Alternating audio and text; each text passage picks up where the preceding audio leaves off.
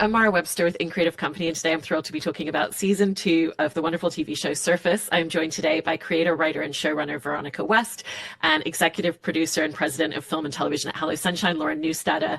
And Veronica, one of the first things that I wanted to talk about with this season was the different kind of narrative and journey that you've taken Sophie on, because the first season was very much this introspective journey of trying to figure out who she was in the present, and season 2 is very much about investigating her past and finding out who she was when she was much younger and kind of what led her to leave the UK in the first place. And I was interested in how that kind of shifted the perspective of the narrative and the story that you were telling.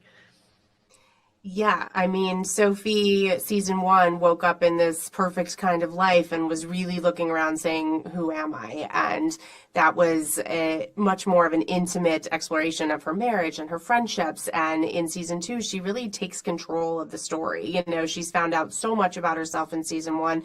Now she needs to find out what she was running from. And we need those answers. And it necessitated a much faster pace. And I think a more thrilling energy, because Sophie's really undercover in her own past, and she becomes this investigator, and yet around every corner could be somebody that she has a history with. You know, she never knows who's going to recognize her. She never knows how she might have wronged them or what danger she's in. So I think that keeps season 2 much more exciting. It does. And Lauren, in terms of producing this series and just the way that season 2 came together, I was really interested in what that looked like, because in essence, you're bringing back a show for a second season. So there's a lot of familiarity, except that you moved the entire production to the UK. You have new characters, you have new locations. So there was like some element of building from the foundation you already had, but also starting over at the same time.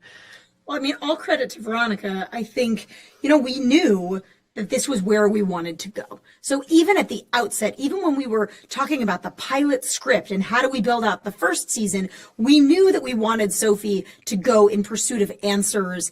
You know, we wanted her to come to London. And so that was not in the cards for the first season, but it was always the plan for the second season. So I will say it was just incredibly thrilling to actually get to do it. And it was, you know, I think that one of the things that's so nice is you make the first season and then you get to watch it and then you talk about it. And it's with great intention that you continue to move forward. And I think we watched the first season and we felt like it was so delicious to sort of be in this drama and in this mystery of figuring out who is Sophie, who is Tess, what is the truth for this character. I think going into season 2, we all sort of unanimously agreed, it was us and our partners at Apple TV, we wanted to put our foot on the gas. We wanted to really come out strong, and we wanted to have a very propulsive, thrilling season. And I think we did just that. So it's the characters that you know and love from the first season, but they're in a very different environment. And I think the pace is really thrilling and exciting in the second season.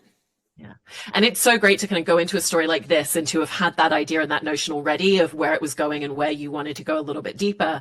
And so, Veronica, when you were writing season 1, obviously you weren't mapping out full episode arcs for season 2, but how did it shape the way that you approached the first season of this show, knowing the idea of where you wanted to ultimately take the story next?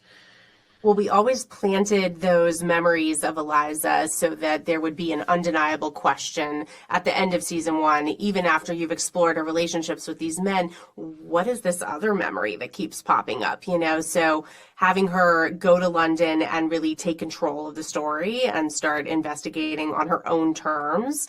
Gugu just brings so much more to the performance. It's so exciting to see her in this really fast-paced, much more dangerous world. And with what Lauren was describing before about the shift in pacing and kind of like wanting to have a real momentum to it this season, I wanted to ask you both a little bit about that and just how that made the creative approach to writing these episodes and kind of conceptualizing the story a little bit different, knowing that that was the engine that you wanted behind it. I think that one of the things that we learned in the first season is that every time we turned over a card, the audience leaned in. I think the fans of this show are so amazing and they were so engaged, and we had the privilege of really getting their feedback and understanding what they loved. And so we decided to not just double down, but really triple down on that and shift the pace and shift into a really different gear. So at the outset, when we were talking about it and we were breaking the season, it was like, let's not have the slow burn and the twist come at the end of the season, there's a huge twist. There's a huge twist at the end of episode 2. There's a huge twist in episode 4. I feel like there are little twists and turns that are constant throughout, but I think we're turning over big, interesting cards throughout the season in a way that our audience will hopefully really, really love. Yeah, there was this one main twist that we always knew we were driving towards from season 1.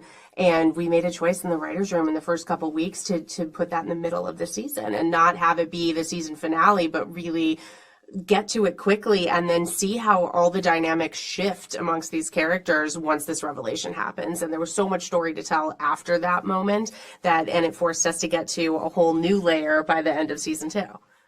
Yeah, it feels like every single episode kind of ends with like an engine to propel you into the next one and kind of like making sure that you're going to hit play on the next one immediately, which is great. It's also interesting though, because it feels like it also influenced the tone of this series. Again, feeling very connected to season 1, but having, more of this like thriller elements and the tension feeling a little bit higher. And so how do you both feel that the tone shifted and how did you make sure that it still stayed true to everything that you'd already created? I'm happy to answer it, of course. I mean, I feel like it was such a privilege to get to come to London and see where this story was going to go. And I think what we saw with Sophie in San Francisco was she's in pursuit of this truth, and the danger lies in the characters that she knows.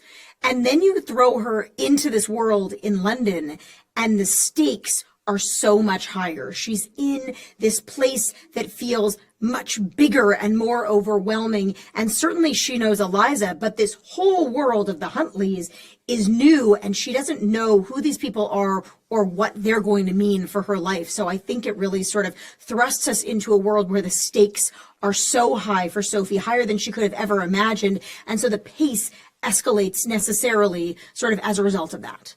They're just more dangerous people. They have a lot more to lose. And I think Callum, the journalist character, says it in the first episode, like, these people don't F around, like you're putting yourself in the path of danger just by being here. And I think Sophie, because she realizes that the reason she's here is emotional, she can't stop, but things continue to happen. And the series goes in places that it never went in season 1 in terms of the action scenes and, car crashes, and poor Oliver is always getting shoved in a trunk or like zip tied to a stripper pole. Like, definitely the danger is elevated in season 2. And that was a lot of fun and also really exciting.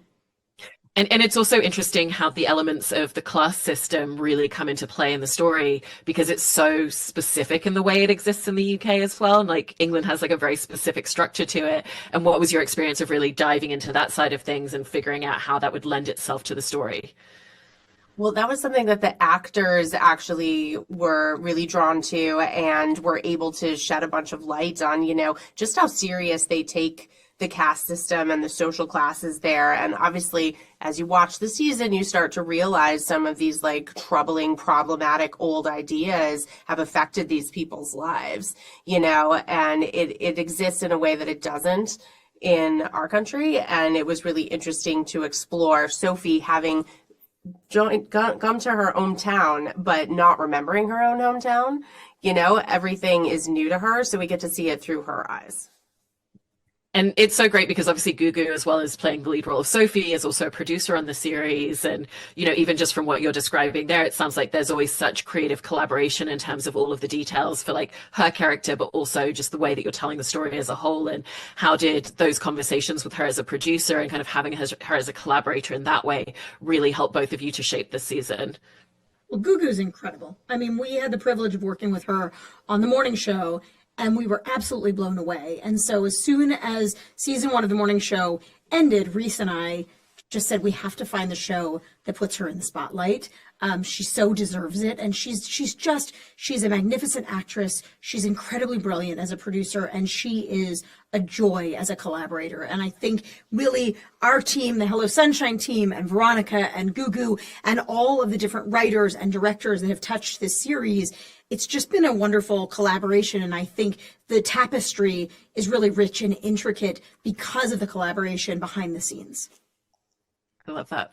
Veronica, I also wanted to, with the idea of Sophie's memory, talk a little bit about the way that shapes the dialogue for this show, because there's such a craft to creating these conversations where she's going into a lot of spaces and not wanting to reveal to them that she doesn't remember all of these details or who they are.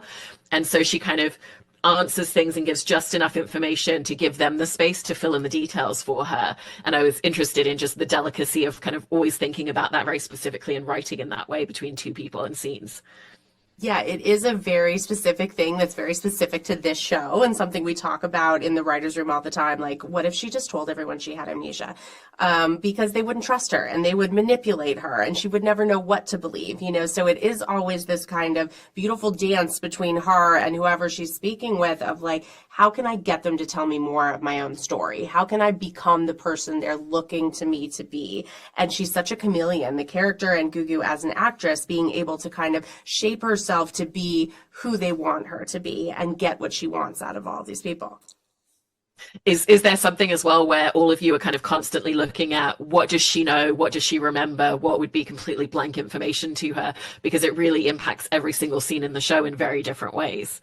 Yeah, well, look, she knows nothing about her past going into this season. She knows nothing about her relationship with her mother or how her mother died. All of that comes to us in these very concrete clues through the journalist character, Callum, who is this treasure trove of information. It was actually based on, I heard Ronan Farrow kept a private archive of his research on some of his more salacious stories so that people couldn't get to it. He kept them in a public library, because that was somewhere if his laptop got stolen, if his office got robbed, they wouldn't find this information. So that's where we got the inspiration for Sophie having kept all of her evidence in the public library. Yeah, but it was really exciting to be able to tell her story in that way as she's putting the puzzle pieces together herself in real time. Yeah, that's such a great detail. And Lauren, one of the other things that I wanted to ask you about is I love the way that whenever you describe projects that you're working on, that you always talk about that aspect of being a fan of it yourself and what would I want as a fan? And I was interested in, as you're developing projects and as you're working with people like Veronica on shows like this, how that really shapes a lot of the creative collaboration and always just asking yourself that question and thinking about the lens of the audience. Absolutely. I mean, what Reese and our team at HelloSunshine and I always talk about is we have to love it. If we're going to do it, we have to love it the most. So we should be the number one fan of every single story that we're telling. And I think we're always thinking about our audience, because the truth is we're making it for them. And so if we're a fan and we know that we would love it, then hopefully the people that are trusting us, that are coming to watch it because it is a Hello Sunshine show, will love it in the same way that we do. And I think this was one of those shows where when I read that first script, I was like, she's such an incredible character. I have not seen this character before, and I care about her and I'm interested in her. And what I loved as we had a conversation about the first season was the story didn't go anywhere that I thought it was going to go. It was such a compelling mystery, and there were so many different twists and turns. And I think in the first season, we were taking them sort of slowly so that you could savor it and you could understand it and you could put it together as Sophie did. And in the second season, I think we're sort of like, all right, now you buckle your seatbelt because we're going to take you for a ride. And I really, really love the ride that we go on. I think audiences are going to be excited. And I will say, with this show, the fan base is so emotional about her. There's a group of women in Washington, D.C. who every Sunday would get together and they would watch Surface, and then they would talk about it, and they call Sophie Tess, and they were really invested. And I felt like this whole second season, we were sort of making the show for them. I just wanted to have that brunch group get together and every single weekend be like, we're losing our minds. And so hopefully we will have succeeded. I can't wait to hear if we did. That's amazing. I want them to know that you know about them as well now. Oh, they know. They know. They know. I love that. We love them. I also feel like in terms of Gugu's performance, there's so much that she brings to this character in terms of the interiority that she's able to give and the nuance in her delivery as an actor. And so for both of you, do you feel like there were places that you felt like you could take Sophie as a character and things that you were able to do in terms of how you told the narrative, knowing everything that she had delivered in season one? I mean, it's such a challenging role, especially in season one. There's so much that's going on that she is afraid to tell anyone, you know? So you have to read that on her face and in her eyes. And she delivered in such a magical way that we were kind of unafraid to really push the limits this season.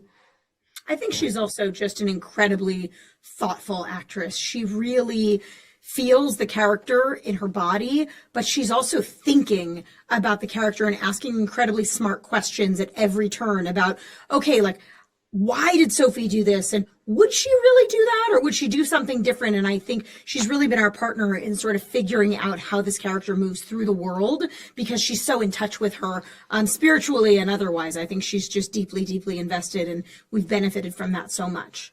Yeah, and she was part of the creation of this character and of this story for season two, and her perspective, you know, changed the arc and informed everything as a partner throughout the season.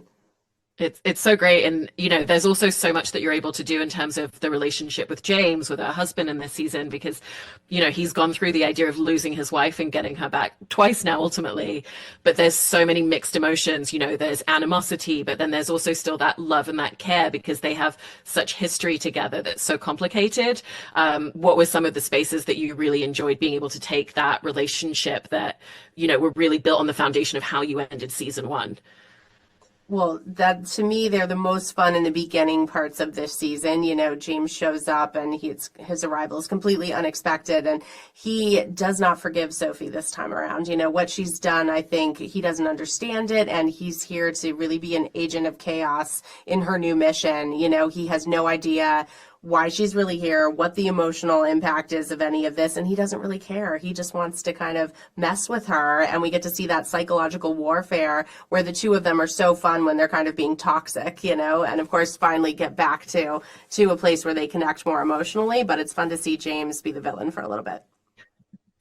I also wanted to ask you both a bit about the locations for this series and just, you know, location scouting for all of these exteriors and for all of the homes of your characters, but then also in order to be able to be so specific with the details of the interiors, using studio locations for a lot of that as well. I mean, we had an incredible team on this show. And I think if you really put it together, it's like we are shooting at the British Museum, we are shooting at the Tower of London, we are all over the place. But I also think the interiors and the world that we were able to create on stages was really magnificent as well. And I think it was just a team that was put together really brilliantly here in London, and so many talented people. It was really a privilege to get to work with them and really to see what all came to life. You know, I think it started in Veronica's mind, and then seeing it really become a reality was so awesome.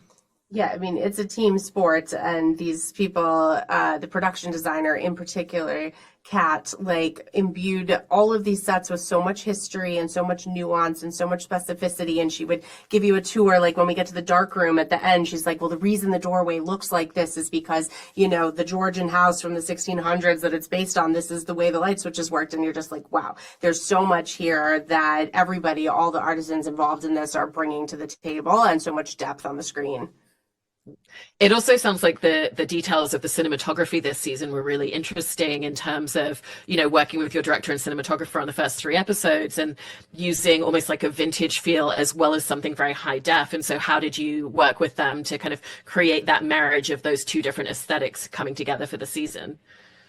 Well, I think that we really had an incredible foundation from the first season, and then Ed Lilly came in and was with us in the beginning as we were establishing the look and the feel. And I think he is such an awesome, interesting, confident director that he was so fearless in his approach. It really set the tone for the season. And all of our directors, I thought, were exceptional and really kept the pace and just kept us moving and you know, just going on the journey of figuring out where this mystery was taking us this season. It was really fun. Yeah. And Veronica, when you were building the Huntley family into this, what was your process of really figuring out what are the different characters that we want to have, especially because within that you're exploring intergenerational differences of, you know, the grandson is very different to his grandfather and kind of wants his family to operate in a very different way. So you kind of have each level and each step of it. Yeah, I mean, that's something we talked about in the writer's room a lot is just like how much change can you make in your generation, you know? And I think Quinn and Eliza, especially Phil Dunster plays Millie Brady's older brother. You know, when we first meet them, they want nothing to do with their family history. They understand how problematic it is, and they really want to blaze a new trail. But as the course of the season goes on and they start to have to deal with some of the more uncomfortable truths that they discover, some of their actions start to reflect the actions of their father, of their grandfather. And will you say, well, once I've walked in your shoes and I see the stakes of these situations, you know, am I going to make the same choice? And that goes back to like the macro theme of the series is, you know, do we get to create our own destiny? You know, like, can Quinn ever be a good guy, or does he have to be a bad guy like his dad and like his grandfather? You know, will Sophie become the same person she discovered she was in season 1 in the past, or does she get to pick her own destiny? Because with the Huntleys as well, there's also that exploration of what does it look like for a family who for generations have always been able to buy their way out of any problem, and what does it look like when possibly that's not going to happen anymore and kind of the clock is running out on them? Was it always the idea to explore what happens if suddenly you can't actually get everything you want? And that's a theme that we're dealing with in the US as well. These like rich families, as you start to uncover, you know, how much influence they've had and how much they've been able to get away with, and is time's up on that sort of stuff, or will it never be? You know, and I think that's something, a question that we're struggling with right now, and a question that the characters struggle with as well. And I love what you were bringing up in terms of Sophie as a character, because it's so interesting to watch someone who learns a lot of things about who they were in the past and kind of feels like they're a very different version of themselves, and how much of the past comes into play in the present when you don't remember it. Do you often all together kind of creatively have a lot of conversations about which version do we feel like we're going to have of Sophie, and how much do we feel like she's going to be able to move away from her past, or where is she going to be pulled back towards that? I think we're always trying to stay in the truth of the present as well, and not over-index on the past. I think that we're always asking the question. It's sort of the thing that's in the back of our minds. Always there's an awareness of it. But I also think one of the things that we do really confidently this season is just push forward. And we're sort of seeing all the obstacles that will come into her path. And certainly the questions of the past are going to inform everything she's doing in the present. But I think she's always looking ahead in a way that's really exciting. Yeah. I mean, it also speaks to one of the things that this show does with all of its characters is they're both protagonists and antagonists at the same time. Yes. And was that something when you were creating the show that you talked about and felt really important to always capture in all of the characters, because it creates a lot more internal and external conflict?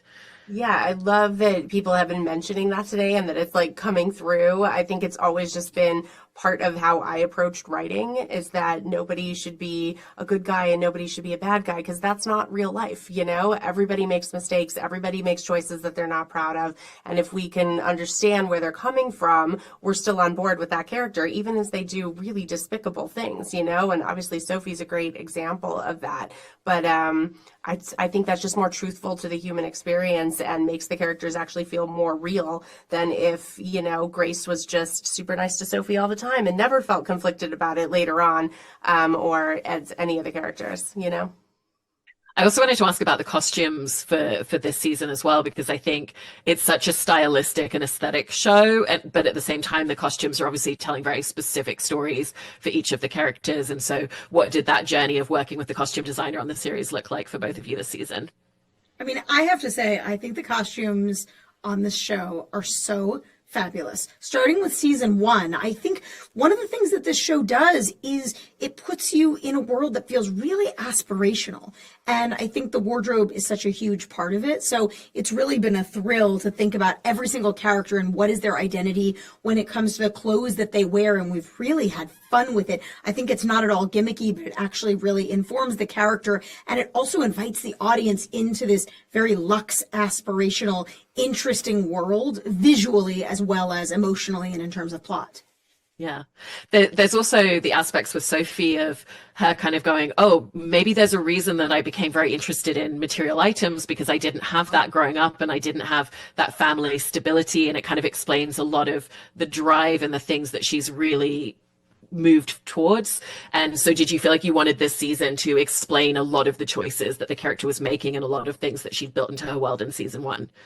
100%. And there's dialogue in season one because as the writing team, like we all knew that this was her story from season one. So there's things that you go back to, like where she tells James when they met in the flashback episode, like, I just wanted to even the playing field, you know, why should they deserve it and we don't? And as the twists start coming in season two, you start to really understand where she was coming from, and she understands for the first time, you know. But also in terms of like the costumes and when she, you know, gets like in the pilot episode, when we see her, she's wearing sequins, she's got everything. But then minutes later, you see her looking completely different, because I think it's all intentional from the character. She's playing a part. She just wants to fit in, you know. And even Eliza's character says later on in that episode, like, you never used to care about fancy bags.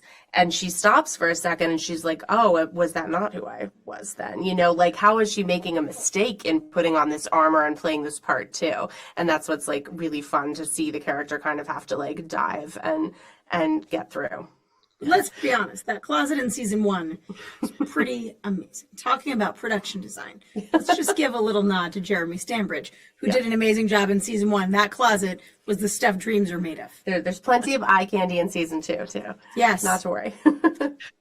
I think it's also such a great point about just the way you concede all these tiny pieces of information. And, you know, one of the things with a series like this is it's a very different experience when you watch any of the episodes a second time from the first time, because your perspective really shifts. And, you know, even when you introduce new characters, we have an idea of who they are on the surface, and then we discover different aspects and different layers to them. And is it something that there's constant conversation around, not just how are we telling this story, but how are we telling this story in a way that it's going to be different each time you go back in and discover more details?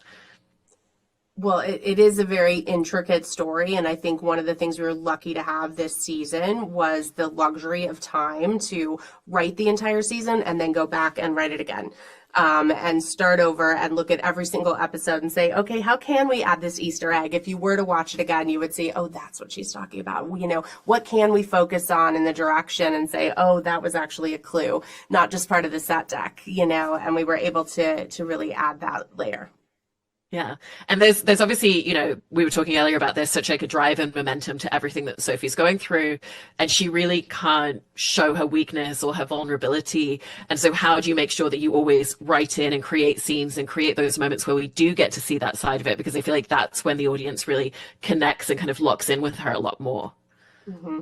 I mean, I think HelloSunshine has always encouraged us to really find those moments where we can connect with Sophie and give her somebody to talk to and really get to the truth of her character, because as exciting and dangerous as the world that she's exploring and being undercover in can be, if we don't connect with her and have that understanding of her motives and her emotions, the audience is not invested in the same way.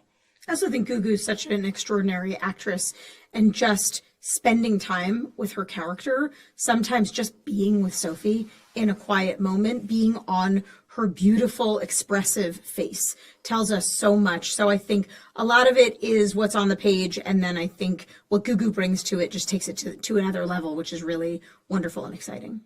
Absolutely. Well, I really enjoyed the second season, so congratulations on the show. I'm sure the group in Washington will be thrilled. So thank you so much. Thank you so much. It was great talking with you.